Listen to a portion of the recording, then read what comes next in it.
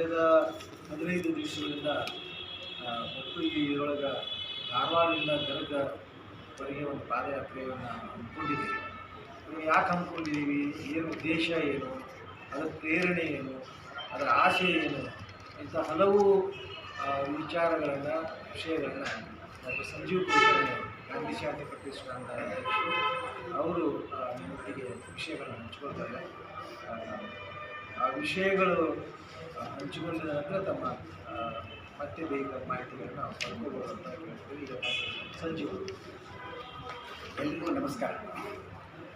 ಕಳೆದ 1 ವರ್ಷದ ಅವಧಿಯೊಳಗೆ ಕರ್ನಾಟಕದ ಸುಮಾರು 40-50 ಜನ ಸಮಾನ ಮನಸ್ಕರು, ಚಿಂತಕರು ನಾವೆಲ್ಲರೂ ಸೇರಿಕೊಂಡ್ಬಿಟ್ಟು ಮುಖ್ಯವಾಗಿ ಪರಿಸರ, ಕೃಷಿ, ಶಿಕ್ಷಣ, ಆರೋಗ್ಯ ಮತ್ತು ಆಡಳಿತ ಈ 5 ಕ್ಷೇತ್ರಗಳಲ್ಲಿ ಸದ್ಯ ನಾವು ಎದುರಿಸ್ತಾ ಇರುವಂಥ ಸಮಸ್ಯೆಗಳೇನು, ಅವುಗಳಿಗೆ ಸೂಕ್ತ ಪರಿಹಾರಗಳೇನು, ಇವೆರಡನ್ನೂ ನಾವು ಎಲ್ಲರ ಜೊತೆ ಚರ್ಚೆ ಮಾಡ್ತಾ ಒಂದು ಜನಾಭಿಪ್ರಾಯವನ್ನು ರೂಪಿಸಿ ಅದಕ್ಕೆ ಸರಿಯಾಗಿ ಸರ್ಕಾರ ಕ್ರಮ ಕೈಗೊಳ್ಳುವ ಹಾಗೆ ಒತ್ತಡ ಹೇರೋದು. ಈ ಉದ್ದೇಶವನ್ನು ಇಟ್ಕೊಂಡ್ಬಿಟ್ಟು ಸರ್ವೋದಯ ಸಮುದಾಯ ಕರ್ನಾಟಕ ಅನ್ನುವಂಥ ಒಂದು ಸಂಘಟನೆಯನ್ನು ಮಾಡಿಕೊಂಡಿದ್ದೀವಿ. ಕಳೆದ ಜನವರಿ ಒಳಗೆ 27, 28, 29, 30 4 ದಿನಗಳ ಅವಧಿಯೊಳಗೆ ನಾವು ಸಾಣೆಹಳ್ಳಿಯಿಂದ ಸಂತೆಬೆನ್ನೂರಿನವರೆಗೆ ಸುಮಾರು ಒಂದು 100 ಕಿಲೋಮೀಟರ್ ಉದ್ದದ ಪಾದಯಾತ್ರೆ ಮಾಡಿದ್ವಿ. ಎಲ್ಲ ಜನರ ಹಾದಿಯೊಳಗೆ ಯಾವ್ಯಾವ ಜನ ಸಿಗ್ತಾರೆ ಎಲ್ಲರ ಜೊತೆನೂ ಚರ್ಚೆ ಮಾಡ್ತಾ, ಉಪನ್ಯಾಸಗಳನ್ನು ಮಾಡ್ತಾ, ನಾಟಕಗಳನ್ನು ಮಾಡ್ತಾ ದೊರೆತಂತಹ ಸ್ಪಂದನೆ ಅದ್ಭುತವಾಗಿತ್ತು. ಈಗ ಅದರದ್ದೇ ಮುಂದುವರಿಕೆಯಾಗಿ ನಾವು ಬರುವ ಶುಕ್ರವಾರ 28ನೇ ತಾರೀಕು ಧಾರವಾಡದಿಂದ ಗರಗದವರೆಗೆ ನಾವು ಪಾದಯಾತ್ರೆಯನ್ನು ಹಮ್ಮಿಕೊಂಡಿದ್ದೀವಿ. ಗರಗ ಯಾಕೆ ಅಂತಂದರೆ ಅಲ್ಲಿ ರಾಷ್ಟ್ರಧ್ವಜ ತಯಾರಾಗುವಂಥ ಊರು ಮತ್ತು ಮಡಿವಾಳ ಅಜ್ಜನ ಮಠ ಇರುವಂಥ ಊರು. ಈ 5 ಕ್ಷೇತ್ರಗಳಲ್ಲಿ ನಾವು ಬಯಸುವಂತಹ ಪರಿವರ್ತನೆ ಆಗಬೇಕು ಅಂತಂದರೆ ಇದು ಯಾವುದೇ ರಾಜಕೀಯ ಪಕ್ಷದ ಕಾರ್ಯಕ್ರಮ ಅಲ್ಲವೇ ಅಲ್ಲ. ಸರ್ವೋದಯ ಅಂತಂದರೆ ಎಲ್ಲ ಜನರಿಗೂ ಒಳಗೊಳ್ಳುವಂತಹ ಒಂದು ಕಾರ್ಯಕ್ರಮ ಇದು. ನಾವು ಎಲ್ಲ ಜಾತಿ ಮತ ಪಂಥಗಳ ಮುಖಂಡರನ್ನು, ಸಾರ್ವಜನಿಕ ಸಂಘ ಸಂಸ್ಥೆಗಳ ಧುರೀಣರನ್ನು, ಶಿಕ್ಷಕರು, ಆಡಳಿತ ಮಂಡಳಿಯವರು, ವಿದ್ಯಾರ್ಥಿಗಳು, ಬೇರೆ ಬೇರೆ ಈಗ ವ್ಯಾಪಾರಸ್ಥರಾಗಿರ್ಬೋದು, ಹೋಟೆಲ್ ಮಾಲೀಕರಾಗಿರ್ಬೋದು, ಬೇರೆ ಎಲ್ಲರನ್ನೂ ಒಳಗೊಳ್ಳುವಂಥದ್ದು ಒಂದು ಕಾರ್ಯಕ್ರಮವನ್ನು ಹಮ್ಮಿಕೊಂಡಿದ್ವಿ. ಶುಕ್ರವಾರ ದಿವಸ ಬೆಳಿಗ್ಗೆ ಸರಿಯಾಗಿ 7:15 ಗಾಂಧಿ ಶಾಂತಿ ಪ್ರತಿಷ್ಠಾನ ಕೇಂದ್ರದಿಂದ ಪಾದಯಾತ್ರೆ ಶುರು ಆಗ್ತದೆ. ಧಾರವಾಡದ ಕೆಲವು ಹಾದಿಗಳಲ್ಲಿ ಹಾಯ್ದು ಕೊನೆಗೆ ನಾವು ರಾಷ್ಟ್ರೀಯ ಹೆದ್ದಾರಿಯನ್ನು ಸೇರಿ ಅಲ್ಲಿಂದ ಮುಂದೆ ನರೇಂದ್ರ, ಮಂಗಳಗಟ್ಟಿ ಊರುಗಳನ್ನು ದಾಟಿ ಗರಗವನ್ನು ಮುಟ್ಟೋದು ಉದ್ದೇಶ. ಇದು ಸರ್ವೋದಯ ಮತ್ತು ಈ ವಿಷಯಗಳ ಕುರಿತಾಗಿ ಒಂದಿಷ್ಟು ಜನಜಾಗೃತಿಯನ್ನು ಉಂಟು ಮಾಡುವ ಒಂದು ಸಣ್ಣ ಪ್ರಯತ್ನ. ಆ ನಿಟ್ಟಿನೊಳಗೆ ನಾವೆಲ್ಲರೂ ಒಂದಾಗಿ ಪ್ರಯತ್ನ ಮಾಡಬೇಕಾಗಿರೋದು. ತಾವು ಮಾಧ್ಯಮ ಮಿತ್ರರು ನಿಮ್ಮ ವೈಯಕ್ತಿಕ ನೆಲೆಯೊಳಗೂ ನೀವು ಭಾಗವಹಿಸಬೇಕು. ಹಾಗೂ ನಿಮ್ಮ ಪತ್ರಿಕೆ ಆಗಿರ್ಬೋದು ಅಥವಾ TV ಚಾನೆಲ್ ಆಗಿರ್ಬೋದು, ಅವುಗಳ ಮೂಲಕ ನಮಗೆ ಹೆಚ್ಚು ಪ್ರಚಾರ ಸಿಗುವ ಹಾಗೆ, ಪ್ರಚಾರ ಸಿಗೋದಂದರೆ ಹೆಚ್ಚು ಜನರಿಗೆ ಇದು ಗೊತ್ತಾಗಬೇಕು, ಹೆಚ್ಚು ಜನರಿಗೆ ಬರಲಿಕ್ಕೆ ಅನುಕೂಲ ಆಗಬೇಕು. ವಿಶೇಷವಾಗಿ ಇದು ಸಂಪೂರ್ಣವಾಗಿ ಪ್ಲಾಸ್ಟಿಕ್ ಮುಕ್ತ ಅಭಿಯಾನ ಆಗಿರ್ತದೆ. ಪರೀಕ್ಷೆಗಳು ಬಂದಿರೋದ್ರಿಂದ ಮತ್ತು ಬೇಸಿಗೆ ಇರೋದರಿಂದ ನಾವು ಒಂದೇ ದಿವಸದ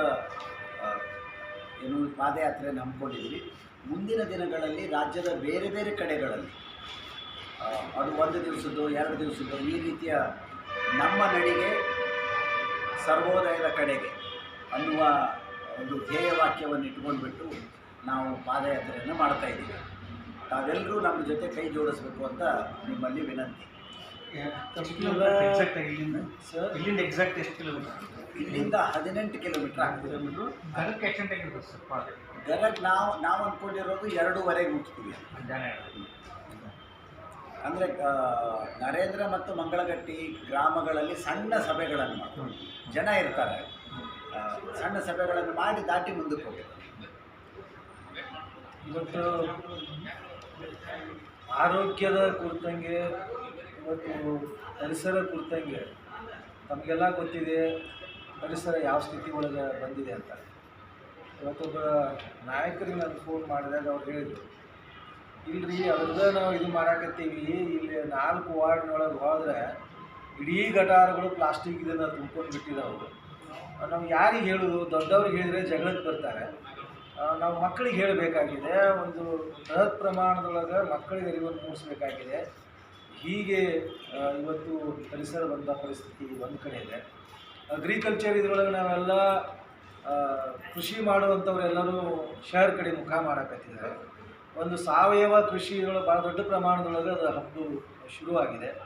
ಅದನ್ನು ಹೆಚ್ಚು ಕೃಷಿಯೊಳಗೆ ಅದನ್ನು ಅಳವಡಿಸ್ಕೊಳ್ಳುವಂಗೆ ಆಗಬೇಕು ಅನ್ನುವಂಥ ಕಾಳಜಿಯೊಂದಿಗೆ ಈ ಪಾದಯಾತ್ರೆ ಮಾಡಬೇಕಾಗಿರುವಂಥ ಇಡೀ ಕರ್ನಾಟಕದ ಏನು ಸರ್ವೋದಯದ ಆಲೋಚನೆಗಳಿರುವಂಥವು ಎಲ್ಲರನ್ನೂ ಒಟ್ಟಿಗೆ ಕರ್ಕೊಂಡು ಹೋಗುವಂಥ ಹಿರಿಯರೆಲ್ಲರೂ ಸೇರಿ ಈ ಸಂಘಟನೆ ಮಾಡಿದ್ದು ಕಳೆದ ಒಂದು ವರ್ಷದಿಂದ ನಿರಂತರವಾಗಿ ಈ ಪ್ರಯತ್ನ ಆಗ್ತಾ ಇರುವಂಥದ್ದು.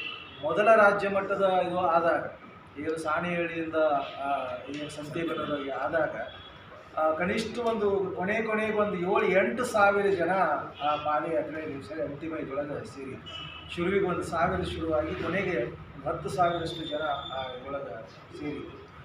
ಇನ್ನೊಂದು ಭಾಳ ಮುಖ್ಯ ಆಗಿದ್ದು ಏನಂದ್ರೆ ಎಲ್ಲ ಇದರೊಳಗೆ ಸಹಿತ ಇಲ್ಲಿ ಹಿಡ್ಕೊಂಡು ಅಲ್ಲಿ ಅನುಭವಕ್ಕೆ ಬರ್ತಾ ಇರೋದೇನಂದ್ರೆ ಇದನ್ನ ಭಾಳ ಒಳ್ಳೆಯ ಕಾರ್ಯಕ್ರಮ ರೀ, ನಾವು ಬರ್ತೇವೆ ಭಾಗವಹಿಸ್ತೀವಿ ಅಂತ ಇಲ್ಲಿ ಇದು ಬರುವಂಥದ್ದು.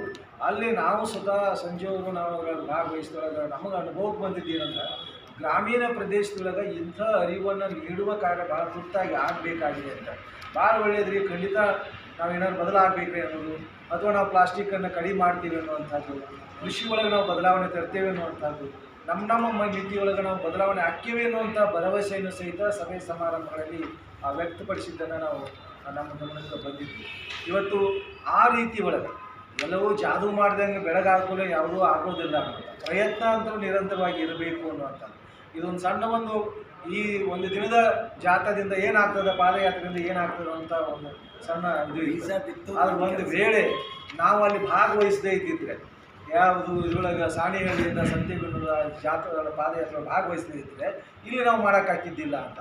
ಈ ರೀತಿ ಒಳಗೆ ಪ್ರೇರಣೆ ಕೊಡುವಂಥದ್ದು ಇಲ್ಲಿ ಬಂದಂಥ ಭಾಗವಹಿಸಿದವರು ಸಹಿತ ಈ ಹಳ್ಳಿಯಿಂದ ಮುಂದಿನ ಹಳ್ಳಿಗೆ ನಾವು ಒಂದು ಪಾದಯಾತ್ರೆ ಮಾಡ್ತೇವೆ ಅಂತ ಅರಿವನ್ನು ನಾವು ಆ ಜನರಿಗೆ ಮುಟ್ಟಿಸ್ತೇವೆ ಅಂತ ಒಂದು 4-5 ಜನ ತಯಾರಾಗಲಿಕ್ಕೆ ಸಾಧ್ಯತೆ ಇದೆ ಅಂತ ಇಂಥ ಒಂದು ಆಶಯ ಇಟ್ಟುಕೊಂಡು ಈ ಪಾದಯಾತ್ರೆಯನ್ನು ಅಂದ್ಕೊಂಡಿದ್ದೀವಿ. ಸಹಜವಾಗಿಯೇ ಇವತ್ತು ಎಲ್ಲ